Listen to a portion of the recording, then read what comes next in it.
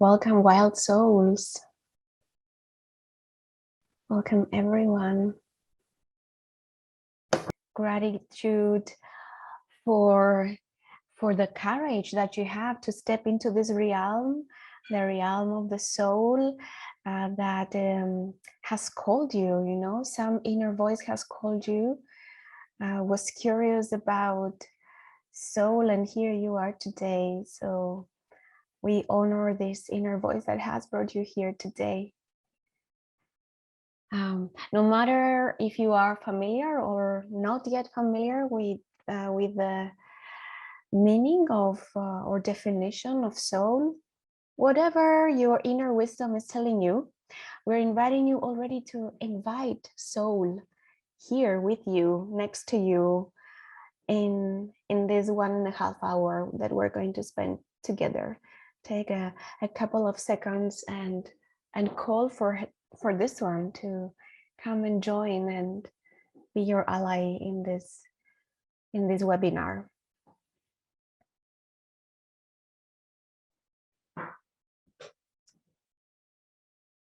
I feel blessed and honored to be with you today. My name is Eleni. My name is Eleni. I live in Cyprus. I am an educator, mindfulness teacher, soul mentor, and it's a really big honor to be with you today and to speak sacredly about soul. Welcome from my side. Welcome, Eleni, and I'm also presenting shortly myself. I'm Sandra Horea. I am a nature-based soul initiation guide. Again and again, happy to be doing this work, happy to be with you here in the present moment and with the ones that will listen to our recordings further on. So this is a series of 3 webinars, and this is the 3rd one, inviting soul in your life. Whew, what a big topic that we really need to discuss about it. It really matters, soul in this life. These webinars are part of a larger project that we are soulfully working for, that is called the Art of Wholeness, that is funded by the Erasmus Plus program of the European Commission. And we are really grateful for these opportunities. They're really needed.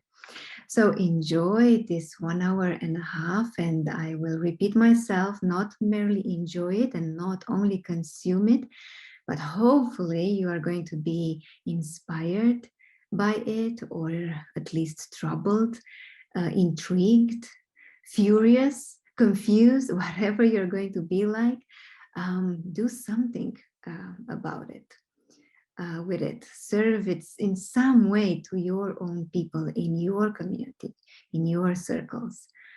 So yeah, let's dive into these beauties. And we are going to start here with a poem. And well, hopefully you have listened to the previous 2 webinars and you have noticed that we really love poems. And speaking about soul, poems, soul poetry, how we call them, is one of the languages of soul. Soul is speaking to us through poetry, through metaphors and symbols. So here you are. This is a poem. It's a long one. It's a rather long one. Please do not worry if you do not understand all the words, or if you didn't understand, oh, what did the poet wanted to say? It really matters what touches you and what resonates with you. And if that is one single word from the whole poem, that's beautiful, and that's enough. Okay, so the poem is called All the True Vows. Do you understand vows, what it means? Kind of a promise, a promise, in marriages that there are vows. The bride and the groom are telling to each other vows, like promises for a lifetime. So we're not talking about, oh, maybe we're actually talking about marriage here, but in a very subtle way that I might get back to it if I will remember. Anyway, back to the poem, All the True Vows by David White.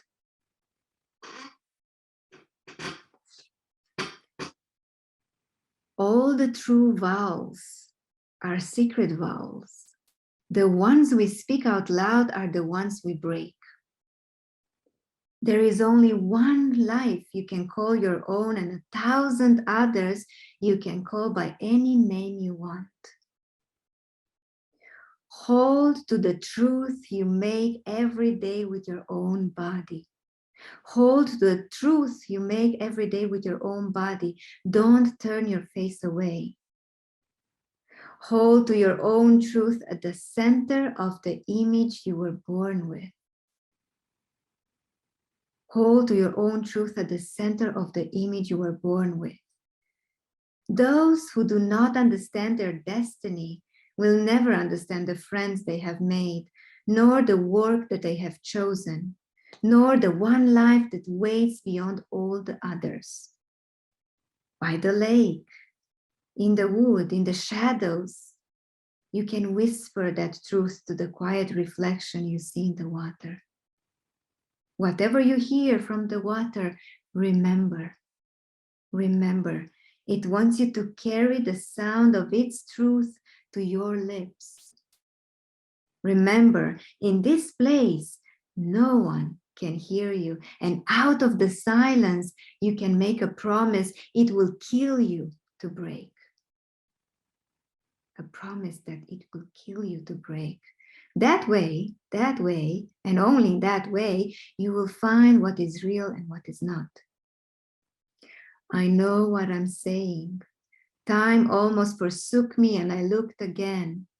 Seeing my reflection, I broke a promise. I broke a promise and spoke for the very first time after all these years in my own voice, before it was too late to turn my face again.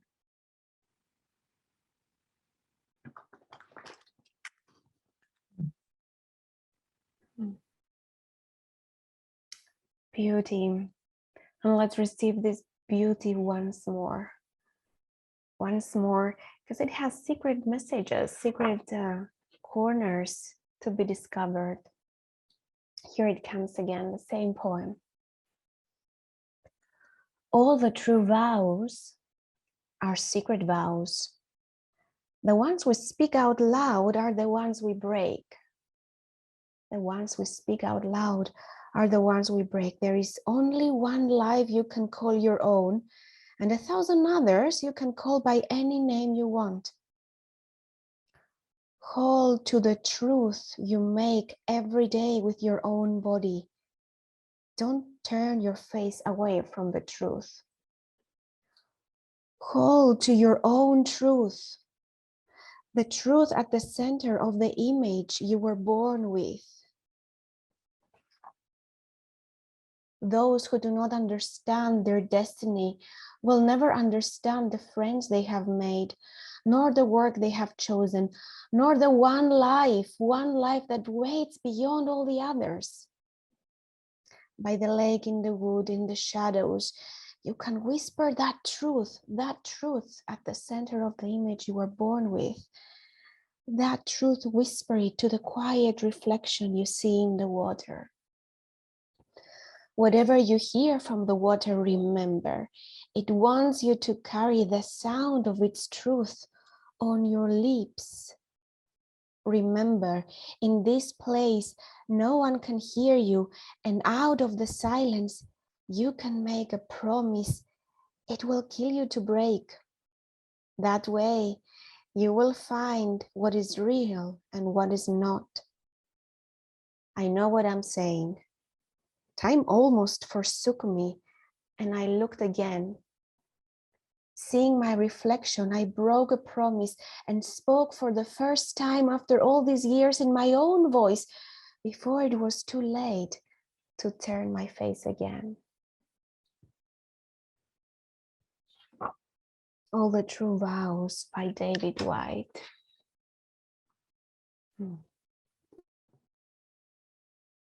So hopefully something of this poem arrived, was received inside your body.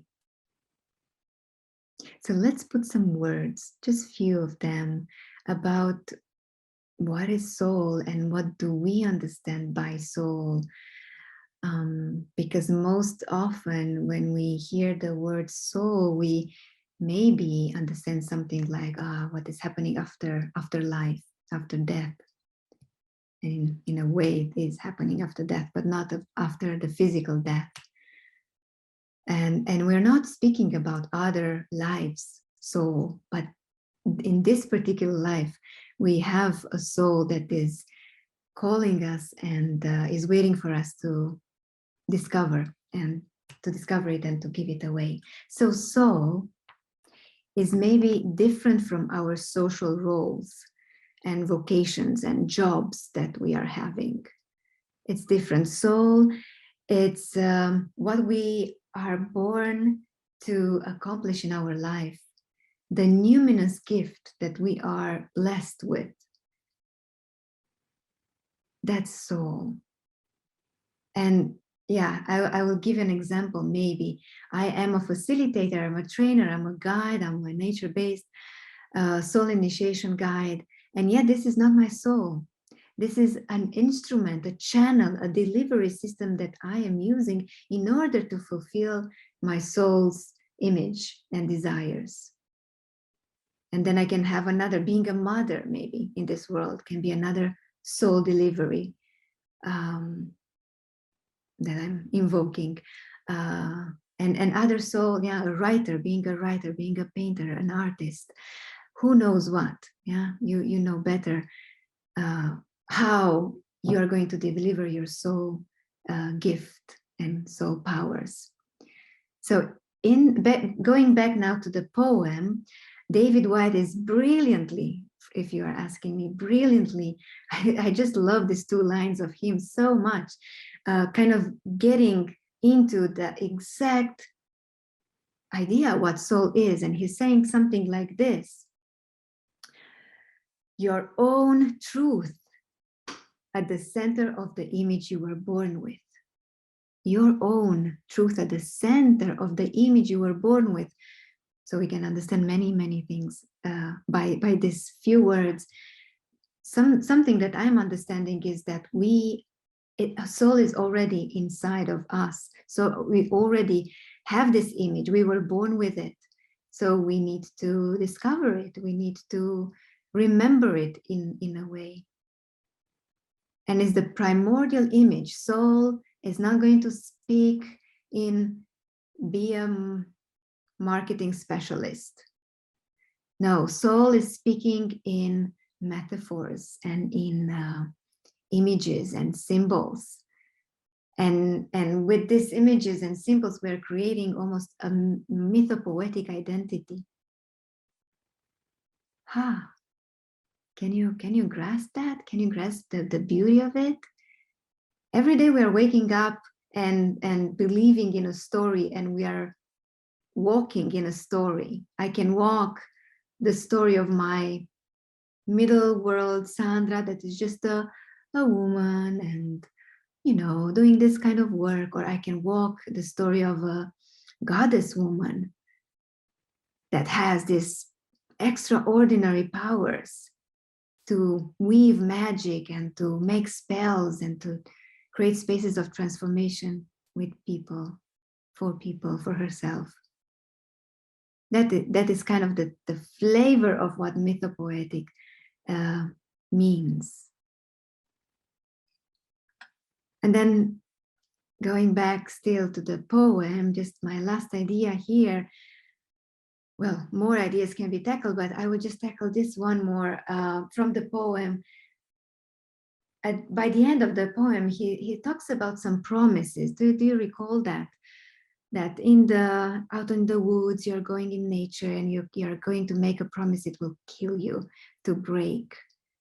So that's the kind of vow, the promise, the sacred marriage that you are promising your soul.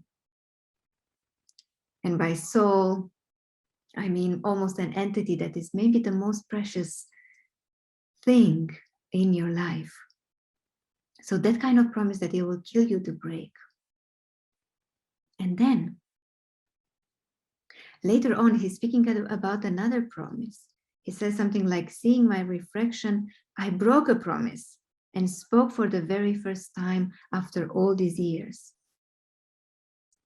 So now I was confused when I read the poem for the first time or the second time, or I was like, well, he speaks about the promise that it will kill him to break, and then he speaks about the promise that he will broke, he broke, and then he found his voice. So I was like a little bit confused by these two promises. And what I think the second promise refers to here in this poem is about the promise that we're all making that promise in our childhood, to be good girls and good boys and to fit the restrictions and the conditions of the society. And I think David White is talking about that second in the poem, about this kind of promise, that I will not be a good girl and a good boy. I will step into my bigger story and I will break this promise in order to commit to the bigger promise that is really linked to soul. Does it make sense? What I'm saying here, what I'm trying to say here, because this is so complex and so big that sometimes I feel so excited that it's hard for me to put words on this sacred and potent and so important things. So hopefully my ideas were somehow received.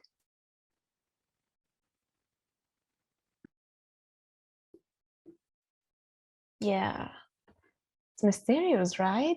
Although it does make sense, it can also be confusing, and that's the combination, that it's alluring and it's scary, and it's not only one thing. There, this quest and this calling to meet our soul is not one thing. It embeds a lot of things.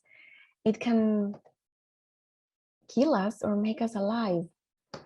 And sometimes, as Sandra said, is about killing the little story, or letting go of the little story, or letting the small story die, so that we can live the bigger story that the poet is speaking. There is one life you can call your own, and a 1,000 others you can call with any name you want, but there is one life you call your own. What is my true life? Maybe that's another question to approach soul. What is my true life? A life that awaits beyond all others, he says, and awaits beyond all others. It's the ultimate task in a way. And then you'll find what is real and what is not. That's the real fight, or the real work, to live a life which is inspired by soul. And sometimes, maybe just to bring this element too, when we are disconnected from soul, we might feel dead, living dead a little bit, like lifeless in a way, uninspired, missing always something. And because we do miss something, and we miss this partnership and a life driven by soul and purpose and meaning, and mystery. Hopefully this adds more flavors to what was already spoken very wisely by David White. Maybe we go on now. Let's go on. Great, thank you, Eleni. And yeah, more words will be revealed about what is soul just a little bit later. But for now, we would like to invite you to join us on a story. And this time we're going to share with you a Native American story that really describes what soul is. And more than that, describes even the journey to soul. Yeah, so it's storytelling time, and it's not a bedtime story. It is, yeah, a story that hopefully will awaken your curiosity and your longings. So ready for the story? Are we? Are you? Are we? Okay, let's see. So obviously, once upon a time, because other, how could we not start a story without this once upon a time? But once upon a time, long time ago, but even in the present moment, there was a community of mice. This time, we call them mice. And in this community of mice, we are interested in particular in one mouse. Let's call him Little Mouse. That was really busy, like all the other mice from the community, working and gathering seeds for the long winter and moving them from one place to another, and really working hard, waking up in the morning, going late to sleep in the evening. But something was particular with this little mouse of ours. The fact that from time to time, not always, but from time to time, he would hear a roar, a roaring, a sound from far away. I was really intrigued, like, what is this sound? He was asking often himself. And he was like, maybe it's nothing. Maybe it's really nothing. Maybe I'm not hearing. But still, the sound was there, vivid and alive. So one day he asked another fellow mouse from the community, fellow mouse, do you hear this roaring? Do you hear this noise? Do you hear it? And the other mouse is like, what noise? I'm not hearing anything. Go back to work. Are you finding reasons for sneaking out work? Come on, go back to work. So he did, and he thought, maybe there's just my imagination. Just my imagination is nothing. It's nothing there other than the usual wind and the usual birds and all that. And he almost forgot about the sound. He almost forgot about it. But really, sometimes, mainly in the evening and in the nighttime, the sound was there, the roaring was there. And you know what? The curiosity was rising and was getting bigger and bigger. So he asked other mice from the community, but the answer was the same. What? There's no sound. You're just making it up. Go back to work. So he went back to work until one morning he decided that no longer he can step on his own piece of truth that he's discovering. No longer he could bear the curiosity. The roaring got bigger and louder in his ears. So he decided to take the first step towards finding out, what is this sound really? What is this roaring really? So he approached the end of his community place, and he took the first step out, and then a second step and a third step. And the more steps he was taking, the more his heart was trembling, because it was the first time he was leaving his community. It was the first time he was in the unknown. And as he walked towards the roaring, he could see a whole new era of things, new types of seeds and scents in the air, and different flowers and different animals. And although he was scared, he was also very curious because the roaring was becoming bigger and bigger as he was approaching. Hello. Somebody spoke to him and he almost jumped up in the sky. Who was this creature? Who was this creature? Hello, Brother Mouse. Oh, he knows my name. He thought, who are you? Said the little mouse. Well, I am your brother raccoon. I'm your brother raccoon. What are you doing here alone, wandering in this place? Well, said the little mouse, well, I'm just curious about this roaring. What is it really? I hear it all the time and it's all over me and I'm curious. What is it really? Oh, that's the river, said the raccoon. That's the river, my friend. Do you want me to take you to the river and see it with your own eyes? Yeah, sure, of course. So Raccoon was leading now little mouse down to find the river. And when they approached the river, the little mouse was mesmerized by this great huge thing, this huge being, which was not just roaring but at times singing and thundering and being calm and quiet. And it had different colors, blue and turquoise and green, and was full of aliveness. And he said, oh my goodness, this is majestic.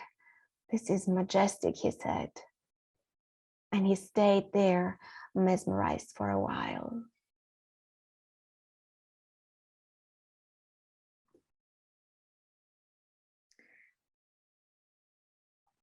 So at the river, Raccoon introduced our little mouse to the one that is standing the river. The one that was the guard of the river was Frog. And Raccoon was saying, well, here, little mouse, I'm going to introduce you to Frog. She knows the mysteries and the beauties of the river. She will teach you a lot about it. Now I must return to my people, well, to my raccoons. I have to return to my community and let you here in the company of Frog. Farewell. It was beautiful to meet you. And yeah, enjoy the river. So off he goes. Raccoon is out of the environment here, and there is only little mouse with Frog.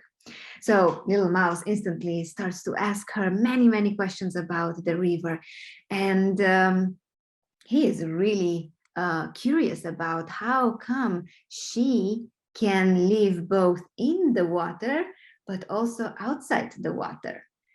And seeing his curiosity, Frog asked him, well, little mouse, do you want me to teach you a little bit of my medicine?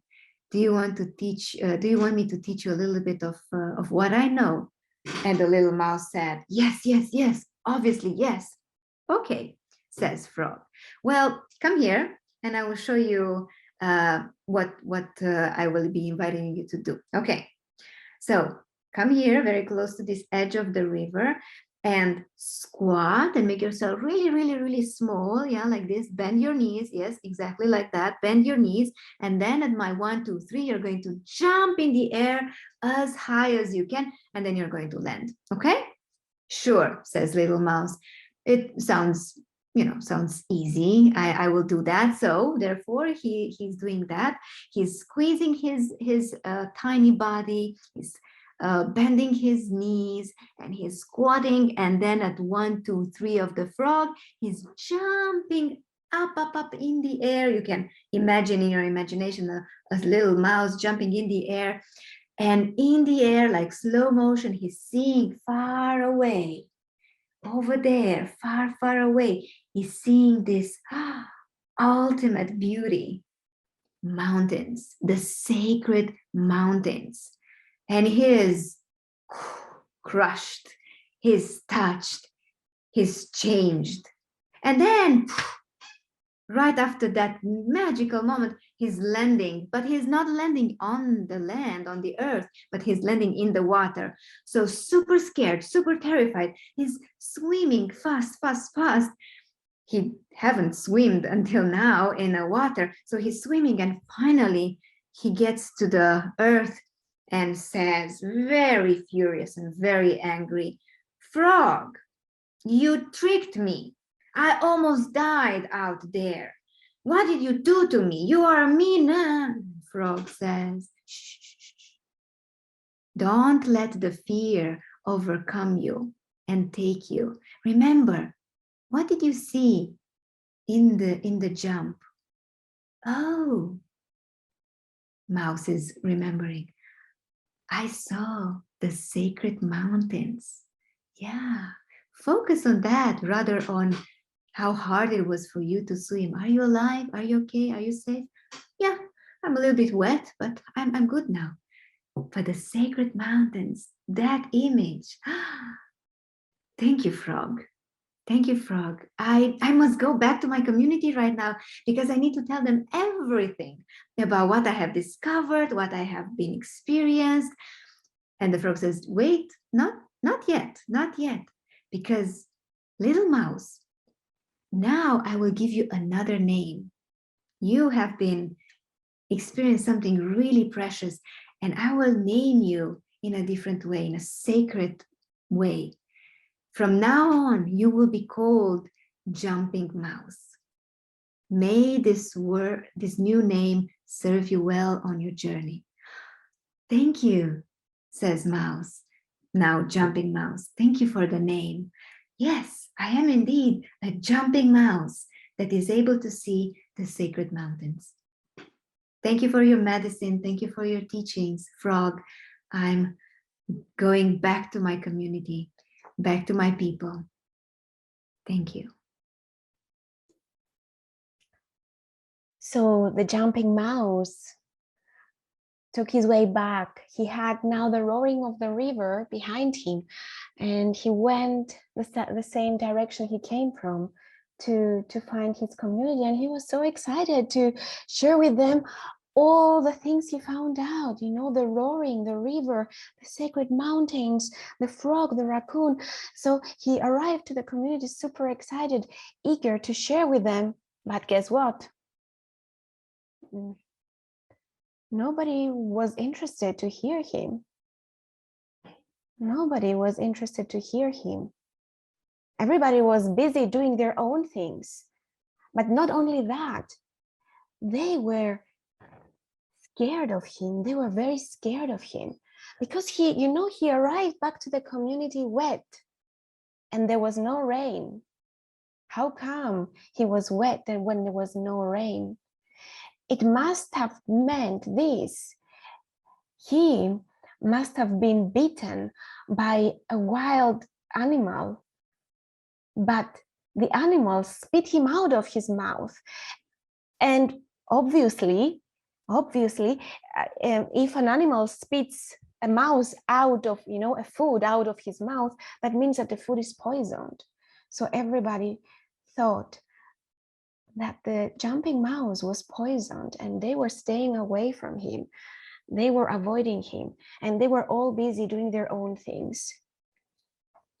Now, jumping mouse, imagine how he felt, heartbroken, empty, coming back with this joy to share this vision and then nobody there to receive him. So he tried to do what he was supposed to do. He tried to continue doing the work, gathering the seeds, working hard, doing what he had to do, finding himself being one with the rest, being the same with the rest. But inside of him, in his heart, the image of the sacred mountains was burning. It was burning him. He could not disregard it. It was so alive inside of him that one day, despite the whole fear that he felt, you know what he decided to do? Can you imagine? he decided to step out further now in a quest to find the sacred mountains, to touch them, to be on them, to kneel down on them. This is what he wanted. And his quest, his longing was more than the fear. So he again reached the edge of his community. And this time not going direction river, but direction sacred mountains, although he didn't know where that was, but some inner system knew how to navigate him. So he saw up in the sky black dots. He knew what these black dots were: vultures, hungry eagles, big wild birds, hungry for little mice. And he saw ahead of him the forest. There was still some distance, and he would be exposed. But then he took a big breath and he ran. He ran as quickly as he could, although he was in fear that the eagles, the vultures would come and take him. Although he was exposed and he was leaving the whole community, he ran with his whole heart and with his legs. And he ran until he arrived to a bush, a sage bush. Whew, there he was saved, safe, because the vultures could not see him under the bush of sage. And it turns out that this sage bush was an abandoned place. All sorts of seeds and herbs and leaves and a lot of nice fresh air was there, and a lot of mice were living there too. And he spotted an old mouse. He spotted an old mouse there under the bush, the sage bush. "Hello, my friend," says the old mouse. "Hello, my friend." "Hello, hello, old mouse," said the jumping mouse. "You have a very nice place here." "Yes, indeed, we have a beautiful place here. It's the best place you can ever imagine. There is abundance of food. And not only that, we are protected from the vultures up in the sky. And not only that, but we can have the best view. We can see all the animals of the landscape, the antelopes and the buffaloes and the coyotes and all animals. It's a great place indeed." "Yeah, have you seen, said the jumping mouse, "have you seen the big river and the sacred mountains?" said the old mouse. "Well, the great river, I know it is true, but the sacred mountains do not exist. They are just a dream, a fantasy. They do not exist," said the old mouse. And the jumping mouse was angry and furious.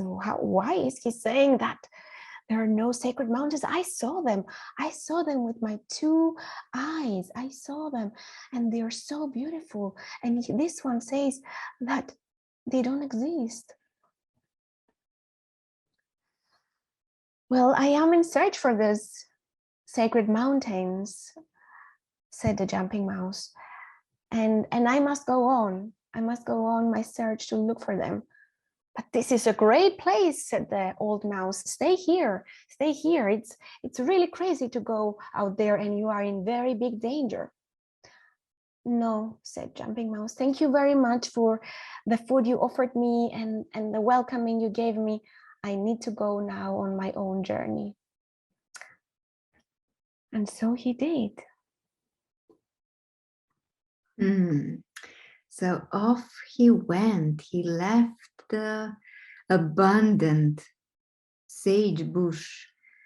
It was hard because there life was sweet and easy.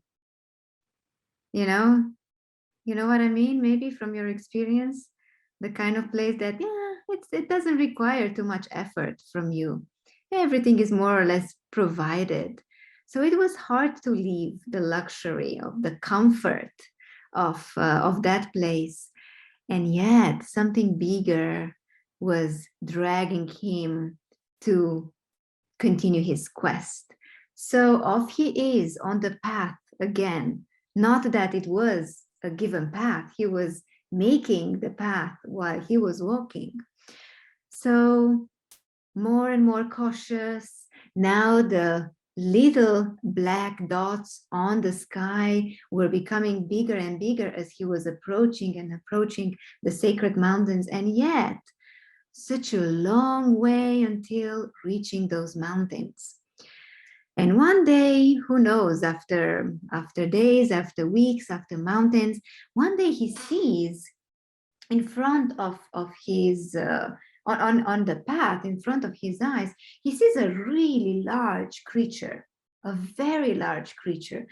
So he was quite afraid and scared, but cautiously approached this creature, and he saw that this creature was very heavily breathing.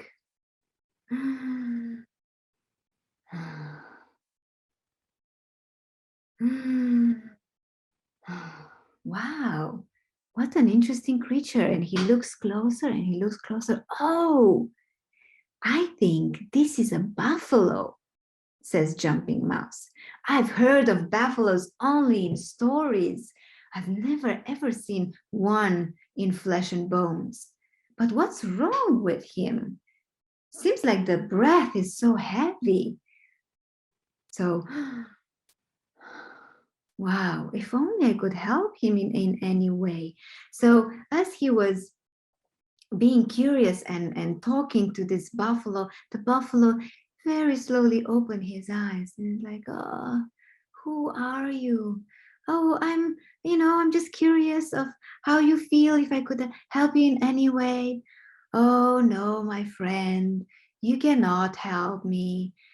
I'm here very close to death, very close to the end.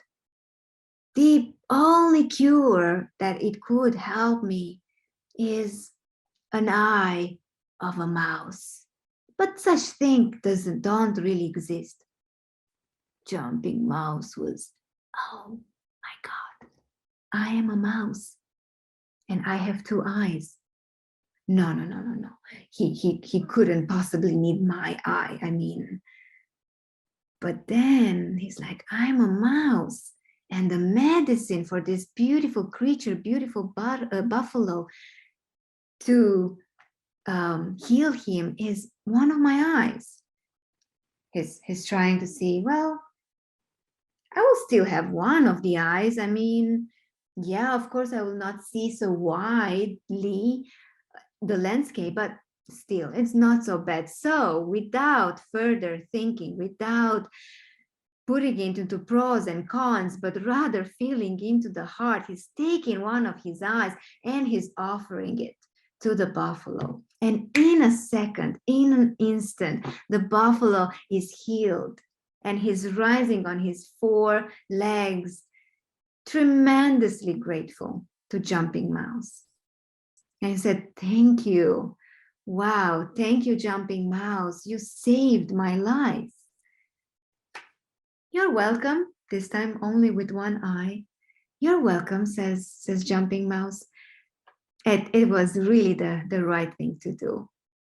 And then Buffalo says, now that I'm healed, I do know of your quest. I do know that you are about to go to reach the sacred mountains. And you know what? I can accompany you for a while. Come, sit under my belly, in between my legs. So in this way, we can travel together and you will be safe from the vultures that are circling and that are hungrier than ever. Great, says Jumping Mouse. What an opportunity, sure. So off he goes.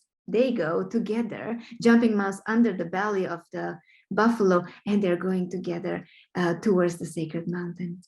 Up to a point where Buffalo says, well, my friend, I need to leave you here because I am an animal that loves the prairies, loves the fields, and I cannot climb higher than this, and I need to go back to my buffalo community. Thank you once again for your wonderful medicine gift, and be blessed to find the sacred mountains. Thank you, says Jumping Mouse, only with one eye. Thank you. I totally am grateful for your gift. And here he is again, all by himself on the path. Now the birds are even bigger. You can imagine, he can almost feel their shadow. And he goes with all the fear that he has in his chest and all the courage in his chest. And he goes, and yet until a moment when he sees on his path another creature. This time, normal breadth. This time, even normal size. He's not gigantic, and yet very big, bigger than him. So he's approaching now a little bit more trustworthy, a little bit more courageously. And he sees that this creature is a furry creature. Oh, he's looking more attentively, and he sees that, wow, this is a wolf. Such a majestic creature, a wolf. Of course, obviously, he has never ever seen a wolf in his entire life. But why is it sleeping like that, not hearing me?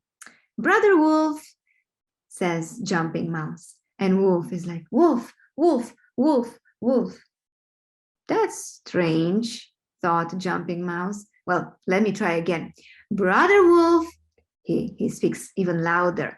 And Wolf, the same thing. Wolf, wolf, wolf, wolf. Thinks Jumping Mouse. I don't think this wolf knows who he is. I think he lost his memory. Oh, such a pity. Oh, such a beautiful creature.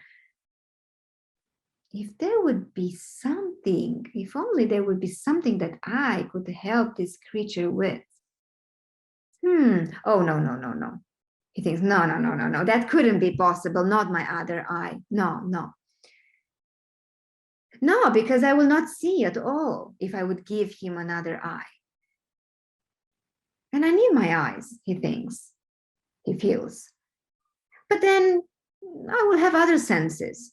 But how could I see from there? Oh, no. So a struggle goes on inside his being, inside his soul, but not for too long, my friends. Not for too long, because he is deeply connected with his heart. And in an instant, he is saying, you know what? The life of this creature is really important for me. I want to save his life. And he's taking the other eye and he's offering it to the wolf. The wolf is taking the eye, and in an instant, guess what? He's healed. He's healed, and he's in his 4 legs, but this time, Jumping Mouse is not seeing him. He's not seeing him. He lost his sight. Wolf is saying, thank you. Thank you deeply, Jumping Mouse. You saved my life. Now I have my memory back. Now I know who I am. Thank you. You're welcome, says Jumping Mouse without seeing. And Wolf says, well, you know, I know who you are, and I know your quest. I know of your quest. I know that you are in search for the sacred mountains. And guess what? Guess what? I am the guide to the sacred mountains. I can bring you exactly there. What? Really? You will bring me there? Yes, my friend. Come, hop on my back. Hide yourself in my fur so that the vultures will not see you. And we will journey together to the sacred mountains.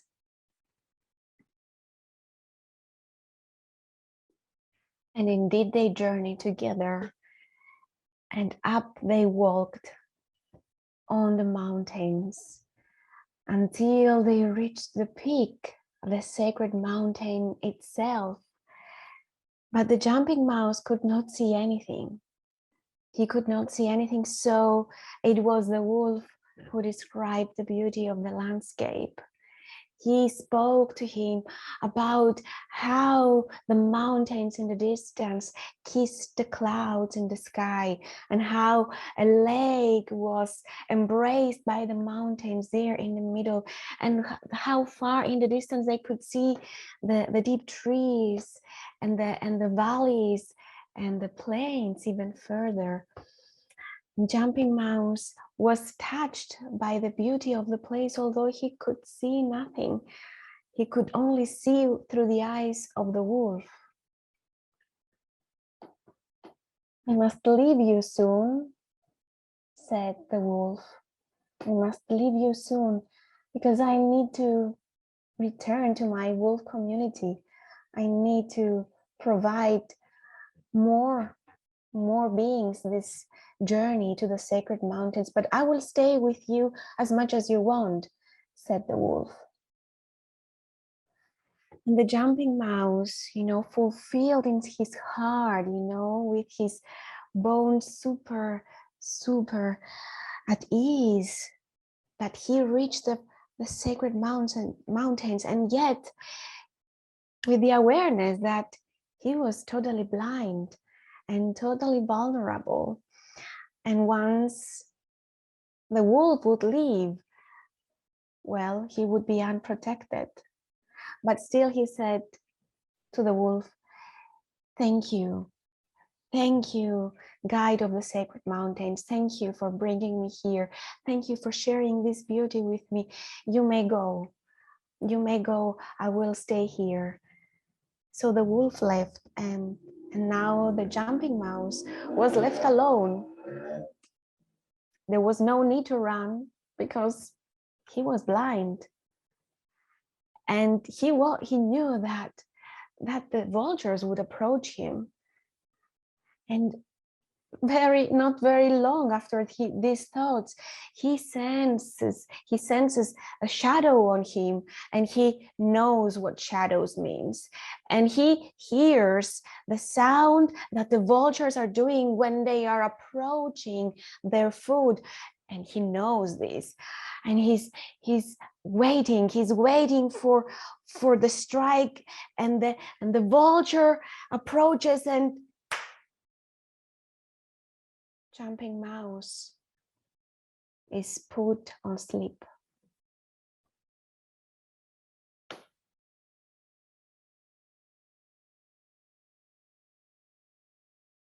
I think this is the end of the story. Not yet the end of the story. After some time, still the story goes on. After some time, to his surprise, right? Jumping mouse finds himself waking up. And not only he's able to move, but also he's able to see, but very blurry, but he sees and he's excited. I can see, he's shouting out loud, I can see. And he's excited, and far in the distance, he hears a voice that sounds familiar to him. There is a voice that tells him, "Jumping mouse, do you want some medicine? The jumping mouse, from his heart says, yes, I want some medicine. So do this, crouch down low, and then jump up high, and let the medicine take you," said the voice. So he did. He crouched down and he squatted, and then he jumped up high, and in an instant he was now in the sky, and his vision became clear. His eyes could see very, very good. And he saw the sacred mountains for the first time, with his own eyes. And he saw the trees, and he saw the lake, and everything that the wolf explained him. And in the distance, he saw the river, the great river. And in the river, he saw the frog. "Is it you, frog?" said the jumping mouse. "That's right, it's me, my friend," said the frog. "Let the wind take you," said the frog. "Let the wind take you. Because now you have a new name, my friend. You're not anymore a jumping mouse. You are now a vulture." And the jumping mouse, no, the vulture now, looks at himself and he sees wings growing where he had legs, and he sees beak where he had whiskers, and he sees feathers where he had fur. And he lets the wind take him, and he flies and he flies and he flies.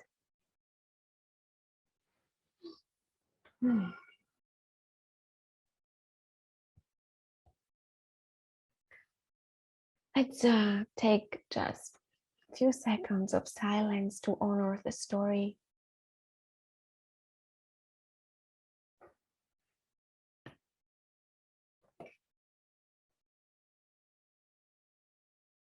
Perhaps send a little gratitude to the ancestors, our ancestors, who left this story for us as a gift to remember things forgotten.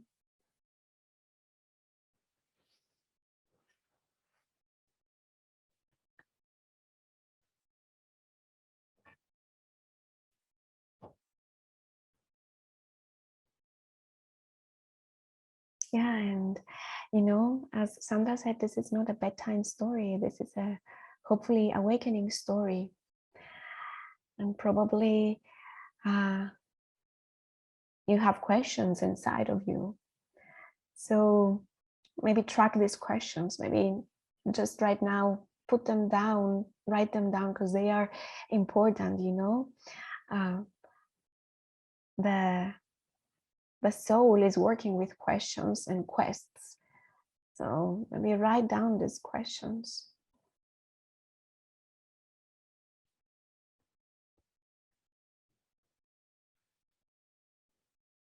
And just look at the story from the vulture perspective. Let's look at it, you know, from high above and see the whole journey the mouse did, from little mouse to jumping mouse to vulture, and the community, how he left. The whole thread. Go back to the story very quickly. Maybe maybe we will use this story as an inspiration to muse ourselves around soul, because we feel that this story is very much connected to soul. And remember how we spoke about soul speaking in images and metaphors and symbols and mythopoetically. Now, yeah, you can see these images, how jumping mouse received the images, and the images were calling him to go further, to lose something, to leave something behind, different things on the way. And that's what soul is inviting us to do, to leave behind things, to follow this calling, this deep calling that we cannot mute. We cannot mute the soul's calling. We cannot pretend that it's not there. We may go on our life, but she will be calling, because she wants us to live a greater story, to have a new name, the true name of us. Does it make sense what we're saying? Yeah.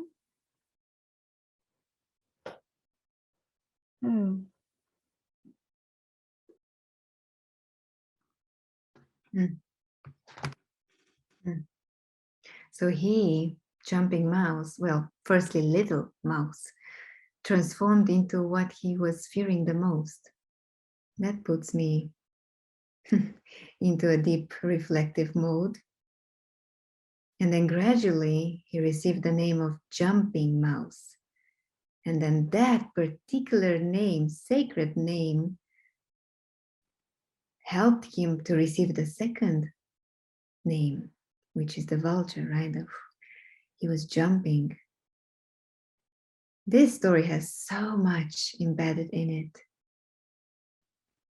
Where are you in the story? Could be one of the questions. Are you in the community, hearing the sound of the river? Are you at the river? Are you in the sagebush, in the comfort of your home and a good job and, you know, a good relationship, good enough, or at least? Or are you further on? So I would like to talk a little bit, few minutes here about the what Bill Plotkin, eco-depth psychologist that created the nature-based map of the human psyche, is explaining. Yeah, he's explaining not only explaining, but he's also brilliantly enacting and guiding others into their journey of soul initiation. And he created another model besides the map of the wholeness. He created what we can call the soul canyon, the journey of soul initiation. And I will briefly, just to make you curious, really, just to create trouble rather than clarity, I will present it to you. So imagine that the soul canyon is a canyon. So it's the metaphor and the image of a canyon.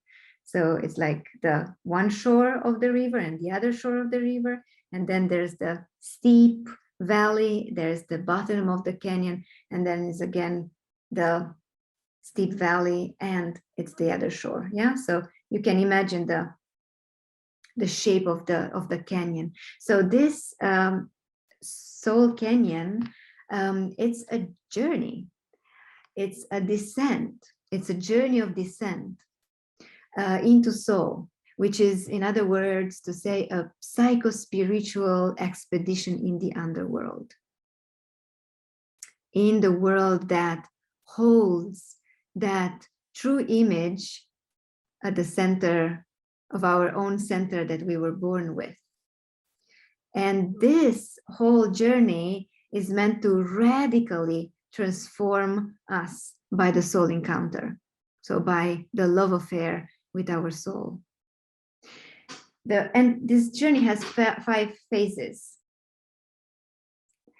The first one is called preparation. Yeah, it's on the first shore, the first bank of the canyon. So it's preparation, and preparation really means what we do every day, what we are living, what we are learning, what we are loving.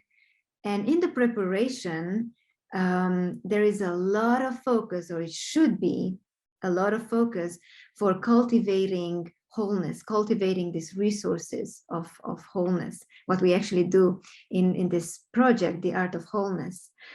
Because for one to embark on this journey of soul initiation needs to be ready enough, psycho-spiritually developed enough in order to go all the way. So this is the preparation, cultivating and forming a very healthy ego. And when I say ego, I'm not referring to the immature ego, the selfish ego, but I'm referring in this context of ours of our awareness and the maturity of our awareness. So this is the preparation. And then the second phase after the preparation is the dissolution. Dissolution. The name says a lot. It's like dismembering of who you are, like it's the fall. Yeah, right. So this is the canyon, and then a fall, an abrupt fall is following. So it's the dismembering of the story that we used to live. It's the dismembering and the dissolution of who we thought we were, burning the old identity.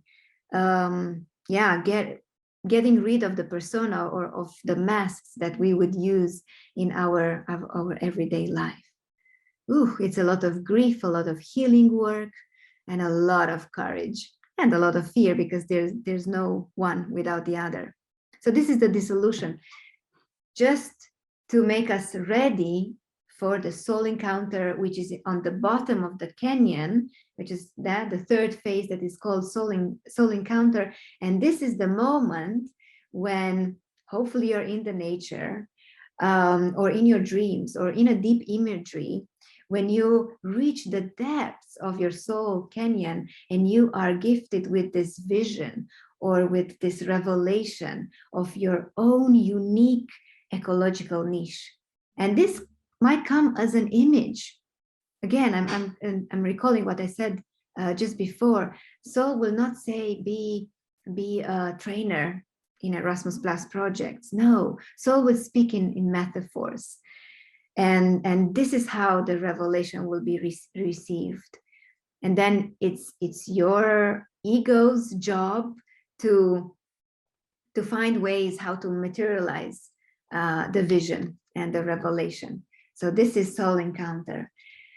Then we are in the third phase. The fourth phase is following, and the fourth phase is called, guess what? Metamorphosis. Metamorphosis, meaning transformation.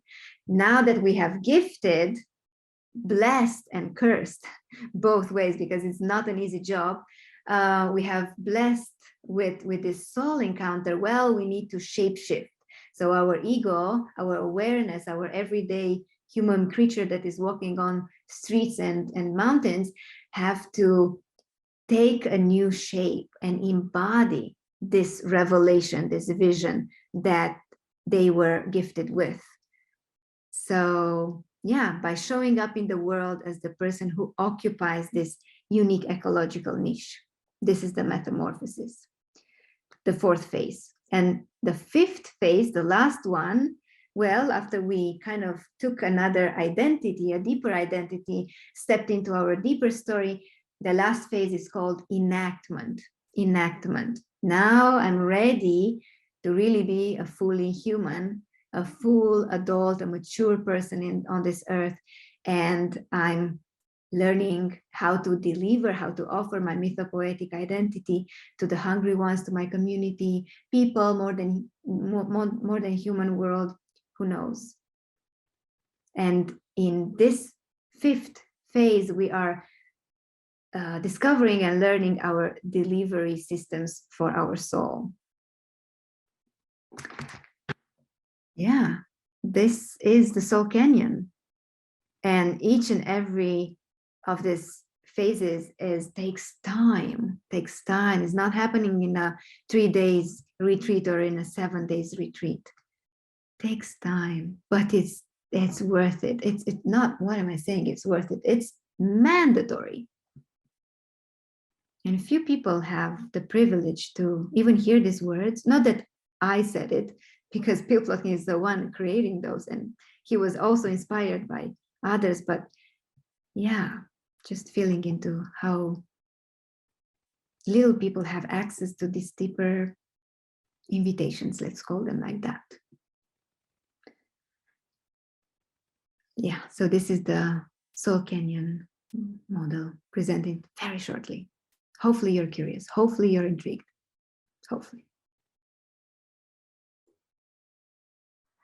I'm following your thread, Sandra. You said that little people, few people have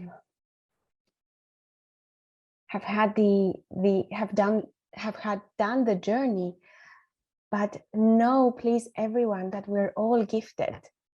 We're all gifted with a soul, and put, 2 lines, underline it with two lines, this one, that we're all born with this gift. It's gifted to us. We don't choose it even. That's why it's gifted. Something beyond us has some greater force has given this to us. Perhaps it is the spirit, the whole force that animates the world. And Michail, he says that a soul is a spirit embodied. It's an embodied spirit, because we all come from this great source that gives us this, it gifts us with soul. And yeah, then we are also partly spirit. And that's the beauty of the world, that we need to let go and remember and recall our true name, who we really are. Few more points here, very, very quickly. There are these protective parts that are keeping us away from the soul encounter, from diving into the canyon, from death and rebirth, because it's obviously it's scary and it's a dangerous place. And one thing is that Sandra said we need to gather our resources.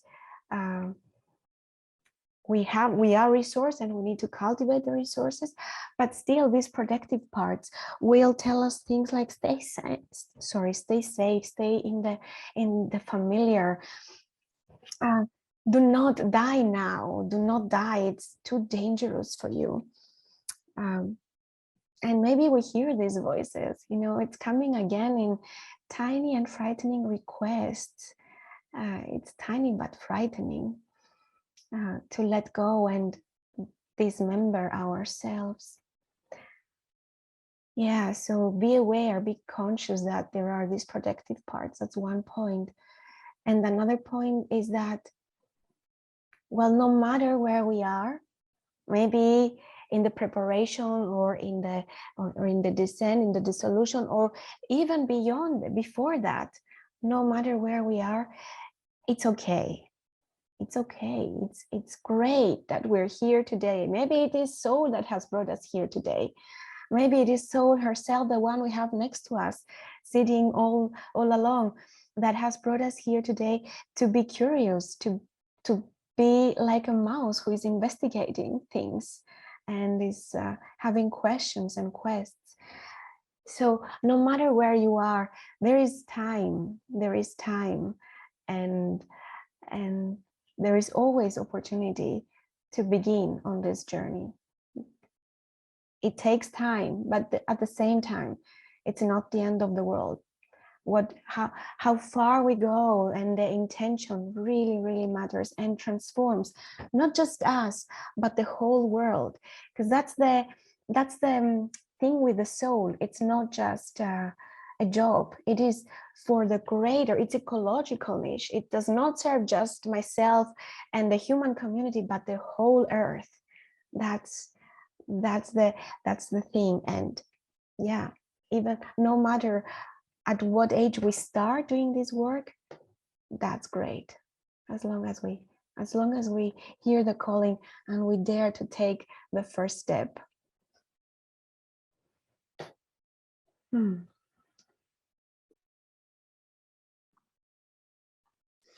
Yeah, beautiful. So just to make some clarifications, because I think both Eleni and I were speaking about some sort of death. We are not speaking about a physical death, yeah, the death, the dying of the body, but we are talking about psychospiritual death, the kind of death that would say, I'm saying goodbye to the little girl in me that is frightened about this and that, or this one that is wanting to do things just to please the others, or yeah, this kind of death. You know, I hope what I refer to, but yeah, necessary death and dying. Okay, so more and more is we would like to share with you more and more about soul, but now maybe we will share it, we will continue sharing, but in a way based on your curiosities, because now we are opening ourselves up for your questions. Maybe take a moment here to come up with a question about soul, about our topic of the discussion of the webinar.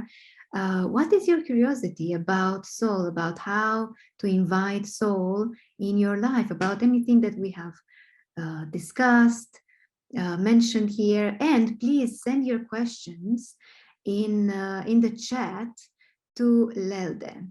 You will see Lelde is our colleague, and she's also part of this the Art of Wholeness project, and she will gather the questions and then she will send us to Eleni and I. So Lelde, questions. What's your curiosity about soul? A deep question about a deep topic.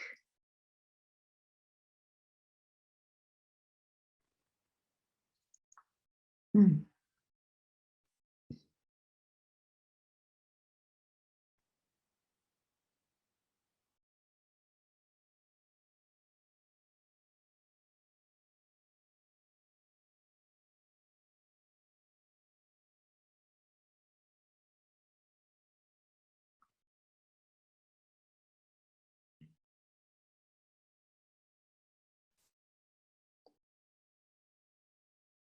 Yeah, so let's see, we're gathering the questions. So it's a beautiful surprise, these questions.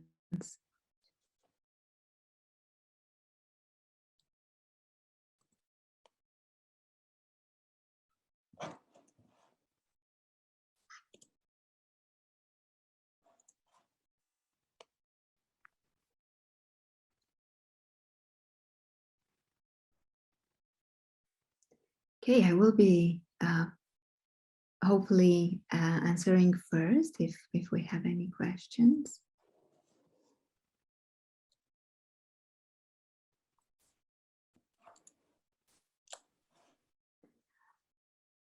Here's one. Beautiful. So here's one question that says like this: how do you know that you have had a soul encounter? Beautiful. Well done, whoever you are, whoever asked this question. So, soul encounter. A soul encounter. Well, I will tell you what, from my perspective, is a soul encounter, and then you will take your answers. So it's you can say that it's a magical experiences. It's not a common experience. It's a never before seen kind of experiences that you are not only surprised, but you feel deeply blessed and cursed by it. Why blessed? Because you are recognizing that, oh yes, this is me, this is me, and cursed because it's so big. It's so big. It's a task that almost feels impossible to do it. So, for example, I will use Bill Plotkin's one of his soul encounters. So he was in the wild nature questing, and after a few days of being in the wilderness all by himself, he heard a butterfly. A butterfly came and whispered into his ears that he is a cocoon weaver. And in that moment, in that time, he had no idea what is this, what does this mean? But he knew deeply that in a way or another, he is meant to weave cocoons on this earth. And surely he does that. He's weaving cocoons of transformations for people to get from an,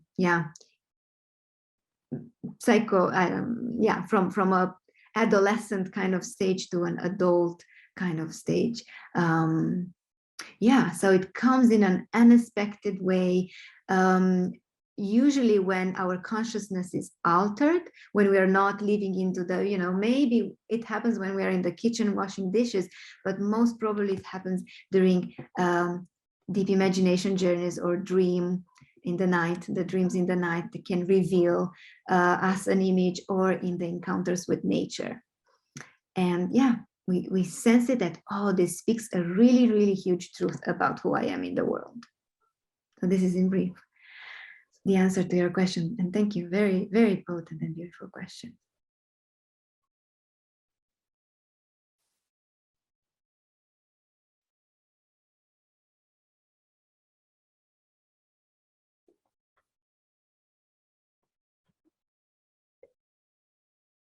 I'm not aware if there are more questions.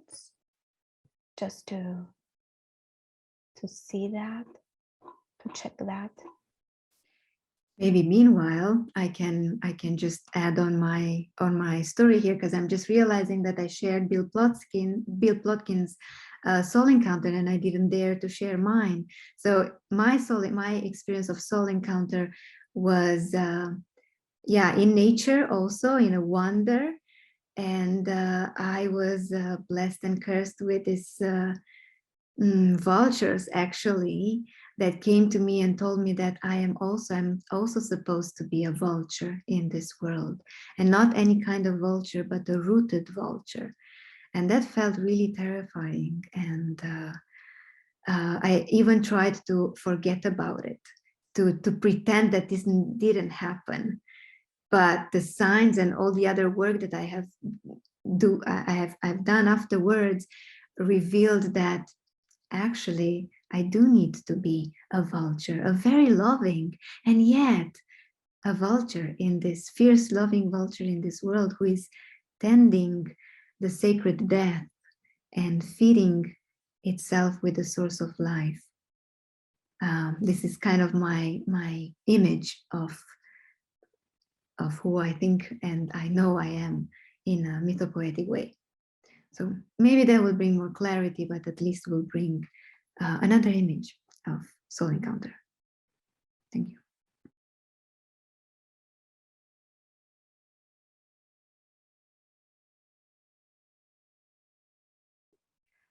Well, I think that, well, I sense, because it is a webinar, and we have very little interaction with you who are present now. We are spotting some of your faces. Not all of you have the cameras on, but what I sense now, in this trance level, is that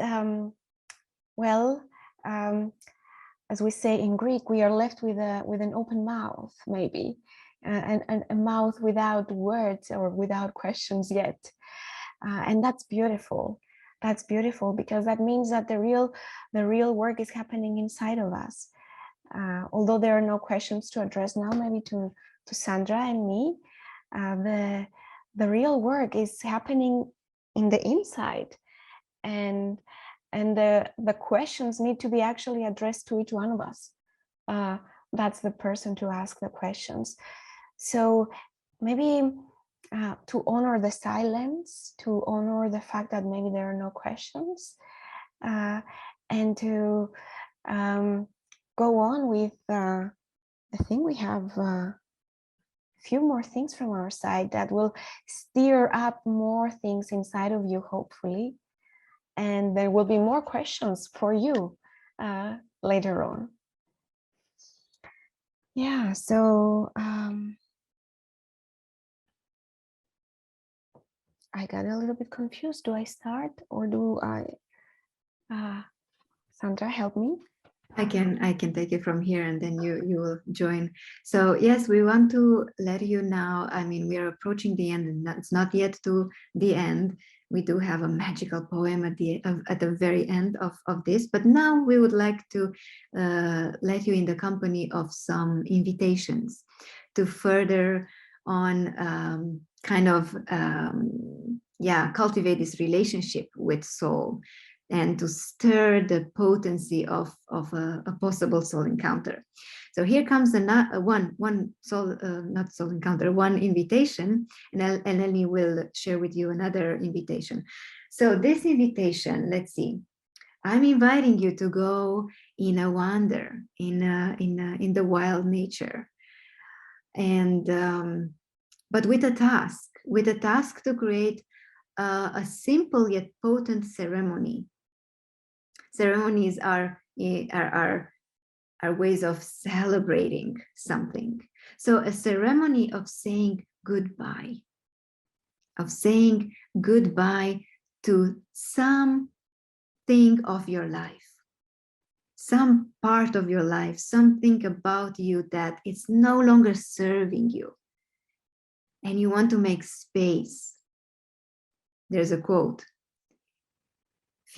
many of us want to be reborn, but few of us dare to die. So I'm inviting you to dare to die in this psycho-spiritual way, and making a ceremony, maybe even writing something, or you find your way, maybe burning something that no longer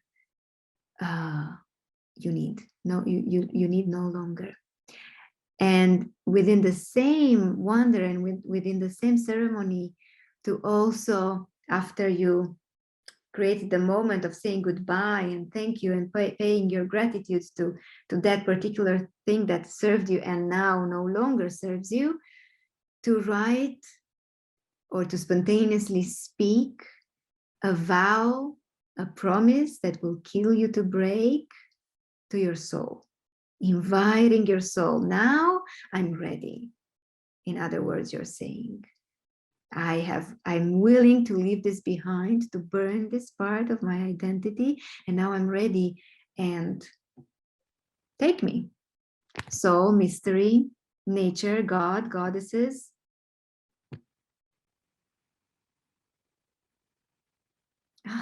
Such a beautiful thing to do. So this is, well, one possibility. I'm almost saying, no, I'm saying it's a mandatory invitation. Do you see the paradox? I do. Okay, this is one invitation. And another one, Eleni will share with you. Yes. So another one is to look in the mysterious realm of your dreams, the night dreams, the ones that we have in, at night, the ones that wake us up in the middle of the night, and to record your dreams, meaning to keep track of them, to write them down, to be aware of them. And if you don't have dreams in the middle of the night, you can ask for dreams. You can tell dream maker, send me a dream that will speak about my soul. You can even say, ask for it. It's a great thing, great capacity of ours to speak out things, to ask for things. Or you can even tell your soul, come to me tonight in my dream and give me a dream. So yeah, you can call for the dream maker and the soul to appear in your dream.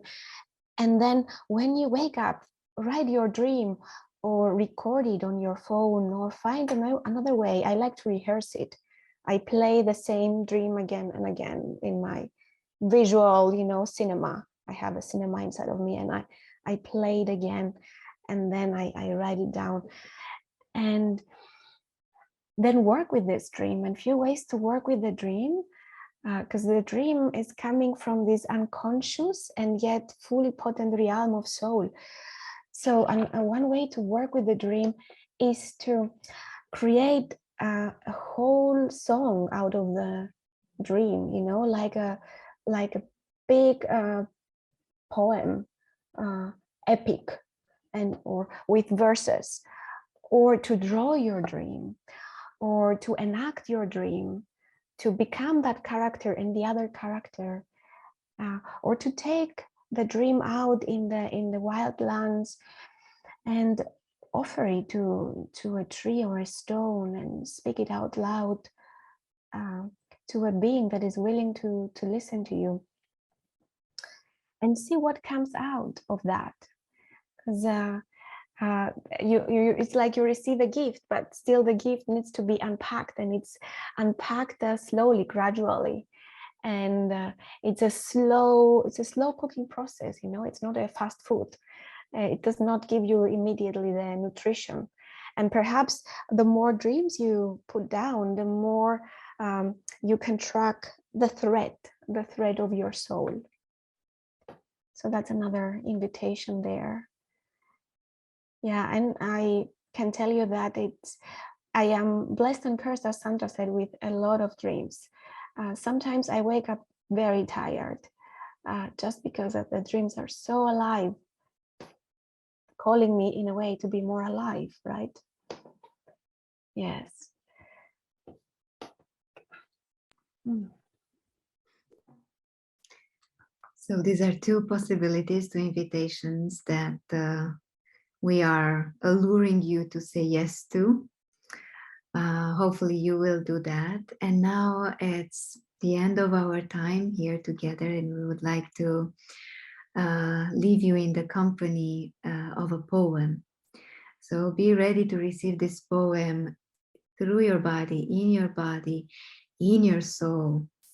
Almost feel it as if soul is actually reciting this poem to you. Soul is calling you with these very words. So listen deeply.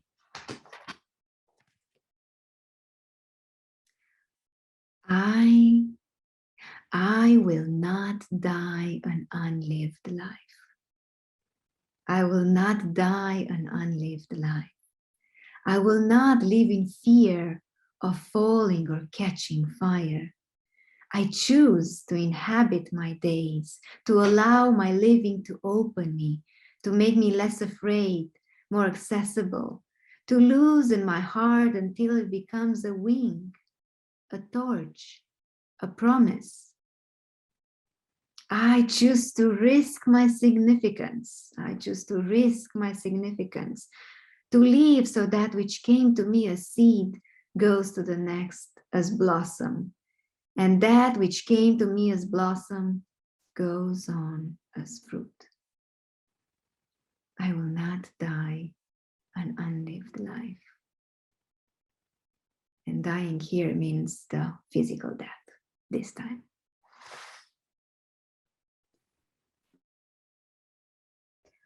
I will not die an unlived life.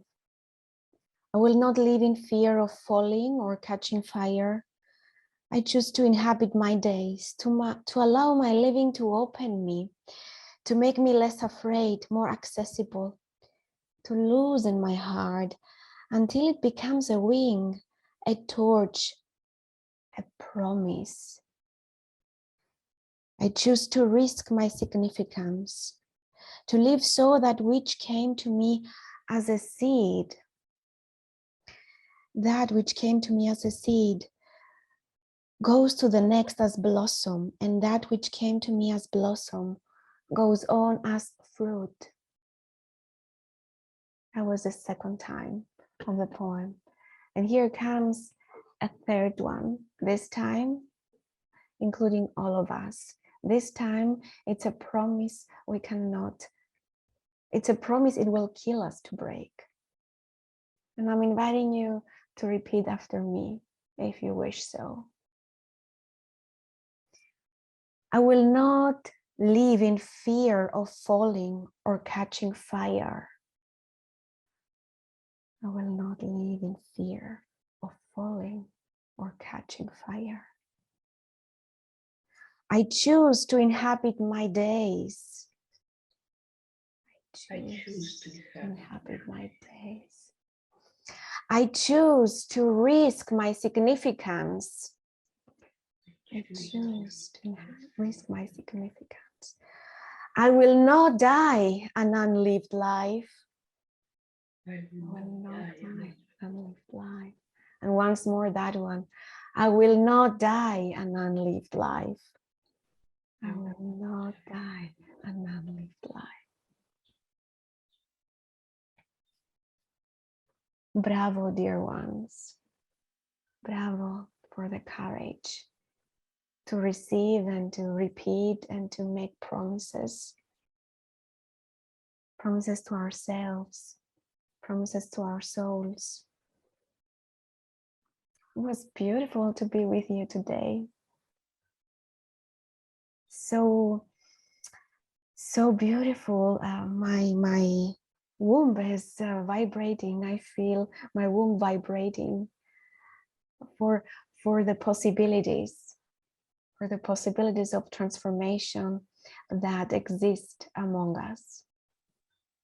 Well done. And next to the beautiful possibilities stays the beautiful responsibility. The world needs us, needs our promises. Look at it, look at the news. They need us, we need each other. Possibility and responsibility, the sacred marriage. Thank you deeply. Thank you deeply. So lovely to be journeying with you in these 3 days. Blessings on your journeys, wild and deep and dark and lighter sometimes. Blessings. Thank you.